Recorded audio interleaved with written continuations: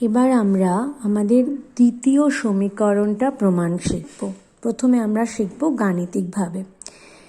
এখানেও আমরা একই রকম ধরে নিচ্ছি যে এ সমত্বরণে গতিশীল একটি বস্তুর প্রাথমিক বেগ ইউ এবং টি সময় পরে তার অন্তিম বেগ হলো ভি। বস্তুটি এর সমত্বরণে চলেছে এবং প্রতি সেকেন্ডে বস্তুর বেগ বৃদ্ধির পরিমাণ হলো এ। এবার একটা জিনিস বলা হচ্ছে, সেটা খুব ভালো করে বুঝবে।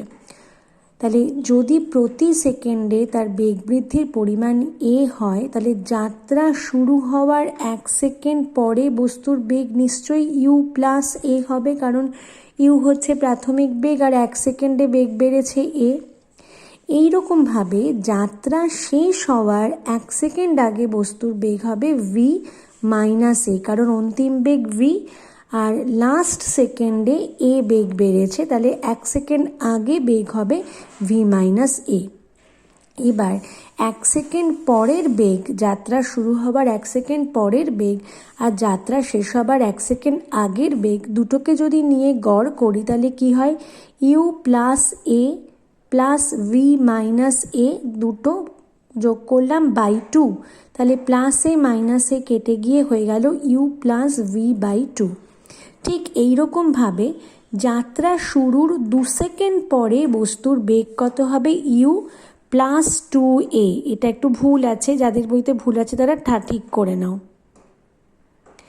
যাত্রা শুরুর 2 সেকেন্ড পরে বেগ হবে ইউ প্লাস 2a আর যাত্রা শেষ হওয়ার 2 সেকেন্ড আগে বস্তুর বেগ হবে ভি মাইনাস 2a। এটা কেন হলো?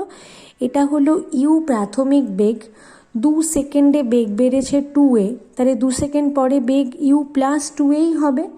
আবার অন্তিম বেগ ভি, 2 সেকেন্ডে বেগ বেড়েছে 2a, তাহলে সেই গতিবেগ মানে যাত্রা শেষ হবার 2 সেকেন্ড আগে বেগ বার করতে হলে আমাকে ভি মাইনাস 2a করতে হবে। এইবার 2 সেকেন্ড পরের বেগটা আর 2 সেকেন্ড আগের বেগটা দুটোকে নিয়ে যদি গড় করি, তাহলে u plus 2a plus v minus 2a by 2 করলে আবার সেই ইউ প্লাস ভি বাই 2ই পাচ্ছি।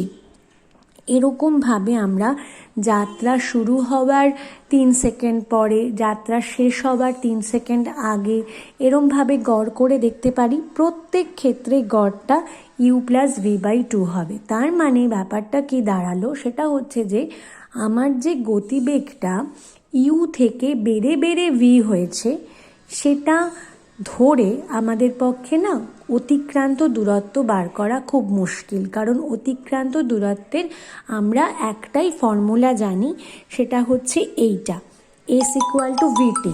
যেখানে আমার গতিবেগ একদম সমান থাকে, মানে সুষম গতিবেগ থাকে, কোনো ত্বরণ মন্দন থাকে না, সেখানে আমরা গতিবেগকে সময় দিয়ে গুণ করলে অতিক্রান্ত দূরত্ব পাই। কিন্তু এইভাবে এখন আর বার করতে পারছি না, কারণ এখনকার আমরা যা শিখে নিয়েছি তাতে গতিবেগে ত্বরণও থাকে বা মন্দনও থাকে।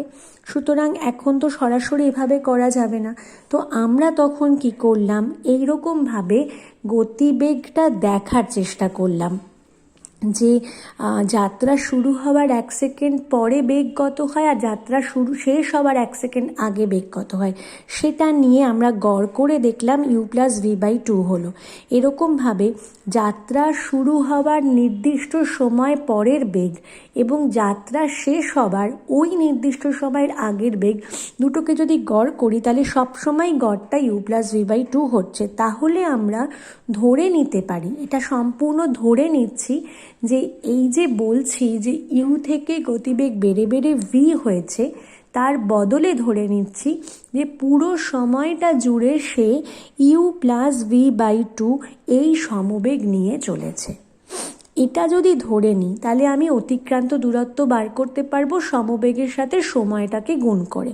তাহলে এইটা ধরে নেওয়ার জন্য আমরা এইটা ধরে নিয়ে এবার আমরা কাজ করব। তাহলে টি সময় অতিক্রান্ত দূরত্ব এস কত হবে? গড়বেগ গুণ সময়। তাহলে গড়বেগ হলো s equal to u plus v by two into t, এটা আমার গড়বেগ, তার সাথে আমি টি গুণ করলাম। এবার জাস্ট এর আগেই আমরা ভির সমীকরণটা কি হয় পড়েছিলাম, তাহলে ভির জায়গায় আমরা সেই সমীকরণটা বসিয়ে দিচ্ছি, v equal to u plus at. এই যে v equal to u plus at, এটা আমরা ভির জায়গায় বসিয়ে দিচ্ছি। যদি আমরা এটা ভির জায়গায় বসিয়ে দিই তাহলে এই জিনিসটা কি হয়ে যাচ্ছে দেখো, টু ইউ প্লাস এটি বাই টু ইন্টু টি। এবার টি দিয়ে গুণ করে দিলাম, তাহলে হচ্ছে টু ইউটি বাই টু, তাহলে একটা টু কেটে গিয়ে শুধু ইউটি হলো। আর এটির সঙ্গে টি গুণ করলে হলো এটি স্কোয়ার বাই টু, সেটাকে লিখলাম হাফ এটি স্কোয়ার। তাহলে নতুন করে আমরা অতিক্রান্ত দূরত্বের একটা সমীকরণ পেলাম, সেটা হলো UT plus half at square. দেখো যদি ত্বরণ না থাকতো তাহলে এই অংশটা থাকতো না, তাহলে এস ইকুয়াল টু ইউটি, এখানকার এস ইকুয়াল টু ভিটির সাথে মিলে যাচ্ছে। এখানে এস ইকুয়াল টু ভিটি হচ্ছে অতিক্রান্ত দূরত্ব এস, ভি হচ্ছে সুষম গতিবেগ গুণ সময়, আর এখানেও অতিক্রান্ত দূরত্ব এস, ইউ হচ্ছে একটা নির্দিষ্ট গতিবেগ ইন্টু সময়। এইটা হতো যদি সুষম গতিবেগ হতো, কিন্তু যেহেতু ত্বরণ আছে সেই ত্বরণের জন্য আমার অতিক্রান্ত দূরত্বটা চেঞ্জ হয়ে গেল UT plus half at square. আর এই জিনিসটা আমরা কিভাবে বার করলাম, এই জিনিসটা আমরা ধরে নিয়ে বার করলাম, এটা ধরে নিয়ে বার করলাম যে পুরো সময়টা জুড়ে ওই বস্তুটা u plus v by two এই গড় সমবেগ নিয়ে চলেছে। তাহলে গড় সমবেগ, গড় বেগ পেয়ে গেলে আর সমস্যা নেই, অতিক্রান্ত দূরত্বের ফর্মুলা জানি, অতিক্রান্ত দূরত্ব হবে গড়বেগ গুণ সময়। এটা আগে ব্যবহার করতে পারছিলাম না, কারণ আগে আমার গতিবেগটাকে আমি ধরছিলাম ইউ থেকে বেড়ে বেড়ে ভি হয়েছে, সমানে গতিবেগ বাড়ছে, তাই জন্য আমার অসুবিধা হচ্ছিল। তাই অসুবিধাটা কাটানোর জন্য আমি ধরে নিলাম যে পুরো টি সময় জুড়ে সেই u plus v by two গতিবেগ নিয়ে চলছে। কারণ আমরা করে দেখে নিলাম যে যাত্রা শুরুর 5 সেকেন্ড পরে আবার যাত্রার শেষের 5 সেকেন্ড আগে যে দুটো বেগ হয় তাদের গড়বেগ ইউ প্লাস ভি বাই টুই হয়। এইভাবে এটা ধরে নিয়ে আমরা এটা বার করলাম। আর যদি এই গতিতে মন্দন থাকে তাহলে এই প্লাসের জায়গায় এখানে মাইনাস চিহ্ন বসবে। আর যদি এই বস্তুটা স্থির অবস্থা থেকে চলতে শুরু করে, অর্থাৎ যদি এর কোনো প্রাথমিক বেগ না থাকে, তাহলে এই ইউটি অংশটা থাকবে না, তখন এটার এই ইউটিটা বাদ দিয়ে হয়ে যাবে s equal to half at square. আর এই সমীকরণেও বলে দিচ্ছি, এই যে আমরা v equal to u plus at পেয়েছি, এখানেও যদি বস্তুটা স্থির অবস্থা থেকে যাত্রা শুরু করে তাহলে এই ইউ অংশটা থাকবে না, ভি ইকুয়াল টু এটি হবে।